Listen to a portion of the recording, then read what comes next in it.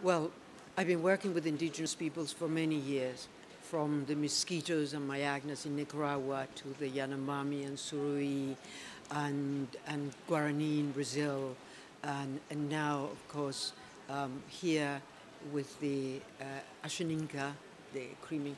What I feel is that indigenous peoples are under siege, and what I what I feel about what shocked me most is that I thought that we were coming to Lima, Peru, at the heartland of, or the cradle of indigenous tribes, that we were really going to see some advancement with regards to the negotiations for RED plus, and that we were going to see some serious commitments on the part of governments about, protecting the rights, demarcating the land. But instead, what do we see?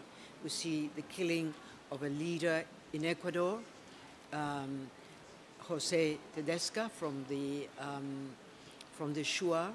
We see the killing of 4 leaders here in Peru. It appears that the government is not doing what is necessary, and it's not really helping them to do the investigation and to get down to the bottom of it. We see in Brazil, where you have 242 planned dams in the Amazon. In fact, there are 412 mega dams throughout the whole of the Amazon, which will be very harmful to indigenous peoples, who will threaten their livelihood, their survival, their culture, and we are seeing that already in Brazil and in many other countries. I have written on articles on the Belo Monte in Madeira, and now you have people who are resisting, indigenous peoples, the Munduruku, who are resisting the Tapajos. You see that everywhere. I mean, you see indigenous people pleading with governments to say, please respect our land, respect our ancestral land, who are asking for governments to keep the oil in the ancestral land, to stop the irrational exploitation of the land by mining and by mega dams and by oil drilling. And I don't see really an answer, and I don't see that there was a real commitment here. In fact, the negotiations on RED Plus have been suspended. And why? Because they don't want to come to terms with the provisions to protect indigenous people. And the one thing that I have said in all these different side events where I have spoken is that in order to tackle climate change, we need to safeguard the rainforest. But in order to protect and save the rainforest, we need indigenous people. We cannot achieve that without them. And if we are not able to understand that, I don't really see how we will be able to tackle climate change. In the one hand, I don't know that we will have a legally binding treaty by the end of COP20, leading up to COP21 in Paris. And if we're not even able to have some really concrete policies to protect indigenous people, I don't know how we're going to address the issue of the most important challenge we're facing, in our life today.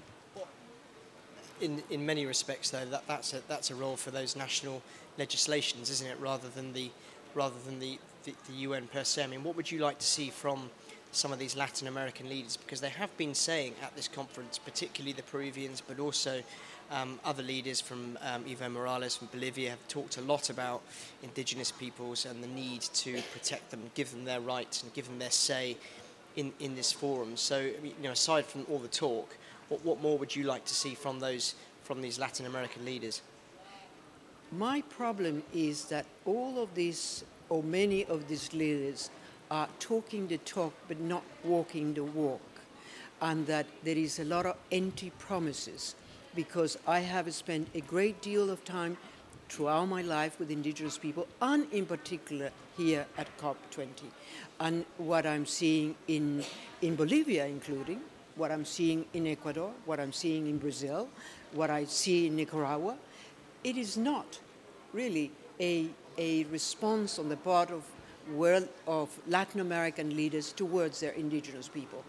what I see is an irrational course to get more drilling, more mining, more hydroelectrics. And, you know, the only good thing that I have seen here, one of the good things that I have seen here, is the statement of the nine bishops, which some people will say, you know, they're asking something impossible. They're asking that we, you know, that we achieve zero fossil fuels, and that we really achieve a reform of our model of development. I have been speaking about a reform of our model of development that encompasses respect for human rights, good governance, and respect for communities and indigenous people. But is that what we're really seeing here? I don't think that that's what we saw here. Are we really seeing a commitment and a decision on the part of Latin American leaders to come forward and demarcate the land and give them the title to their ancestral land to indigenous people? I truly don't see that. I hope that something like that will come out. But if they're not even capable of agreeing on the safeguards, all, you know, today in 2014, after all these years of negotiation at the Red Plus, when are we going to see that?